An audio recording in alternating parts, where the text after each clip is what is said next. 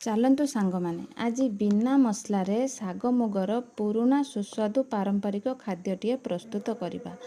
ପ୍ରଥମେ ମୁଗ ଡାଲିକୁ ଧୋଇ ତାକୁ ଲୁଣ ହଳଦୀ ଦେଇ 10 ମିନିଟ୍ ସିଝିବା ପାଇଁ ଛାଡ଼ିଦେବା। 10 ମିନିଟ୍ ପରେ ଘୁଡ଼ଣି କାଢ଼ି ସେଥିରେ କାଟି ରଖିଥିବା ଆଳୁ, ସାରୁ ଆଉ ବାଇଗଣକୁ ପକାଇ ତାକୁ ଆଉ 10 ମିନିଟ୍ ସିଝିବା ପାଇଁ ଛାଡ଼ିଦେବା। ତାପରେ 10 ମିନିଟ୍ ହେଇସାରିଲା ପରେ ସେଥିରେ ଶାଗ ପକାଇ ତାକୁ ଆଉ କିଛି ସମୟ ସିଝିବା ପାଇଁ ଛାଡ଼ିଦେବା। ତାପରେ ସିଝି ସାରିଲା ପରେ ତାକୁ ଆଉ ଗୋଟେ ପାତ୍ରକୁ କାଢ଼ି ତାକୁ ଛୁଙ୍କ ପାଇଁ ପ୍ରସ୍ତୁତ କରିବା। ସେଥିରେ କିଛି ବଡ଼ି ଭାଜି ତାକୁ ଆମେ ଆଉ କାଢ଼ିଦେବା। ତାପରେ ଶୁଖିଲା ଲଙ୍କା, ଜିରା ଆଉ ଫୁଟଣ ଆଉ ଛେଚି ରଖିଥିବା ରସୁଣ ପକାଇ ତାକୁ ଭଲ ଭାବରେ ଛୁଙ୍କ ଦେଇଦେବା।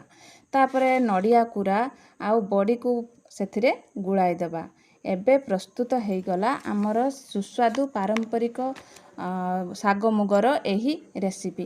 ଏଇଭଳି ଭାବରେ ଆପଣମାନେ ଘରେ ବନାଇ ଖାଆନ୍ତୁ ଆଉ କମେଣ୍ଟ ମାଧ୍ୟମରେ ଜଣାନ୍ତୁ ରେସିପିଟି କେମିତି ଲାଗିଲା। ଭିଡ଼ିଓଟି ଭଲ ଲାଗିଥିଲେ ଗୋଟିଏ ଲାଇକ୍ ନିଶ୍ଚିନ୍ତ କରିବେ। ରହିଲି, ଜୟ ଜଗନ୍ନାଥ।